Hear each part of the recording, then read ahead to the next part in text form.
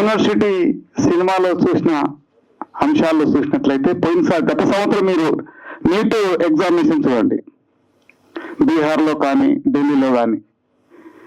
హైదరాబాద్లో సీట్ రాని పిల్లలు నీట్ అక్కడ రాసి సెలెక్ట్ కాబడ్డారు. అంటే మాఫియా ఏ మేరకు పనిచేసిందో నాకు తెలిసిన పిల్లలు కూడా చూశాం. అవునన్నా కదన్నా, మాఫియా నడుస్తుంది. మరి విద్యార్థుల్లో మరి అర్థం చేసుకునే తీరులో మార్పు వచ్చింది.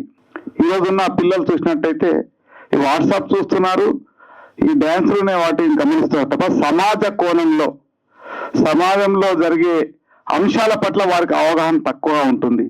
వాటిని కారకులు వారి తల్లిదండ్రులే ముందుగా మేము భావిస్తున్నాం. ఉమ్మడి కుటుంబాల వ్యవస్థ లేకపోవడం, చిన్న కుటుంబాలు కావడం, ఇది కూడా కొంత విద్యార్థులకు చిన్నప్పటి నుంచి అలవాట్లలో మార్పు వస్తున్నాయి.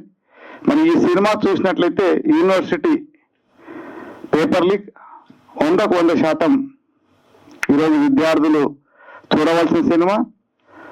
మరి ఈరోజు యూనివర్సిటీ కాదు, ప్రాథమిక పాఠశాల నుండి ఎల్కేజీ మొదలుకొని యూనివర్సిటీ వరకు కూడా విద్యా వ్యాపారంగా ముందుకు వెళ్తున్న తరుణంలో అరికట్టడానికి పెద్దలు నారాయణమూర్తి గారు తీసిన సినిమా సందేశాత్మక సినిమాగా భావిస్తూ థ్యాంక్ యూ అన్నారు.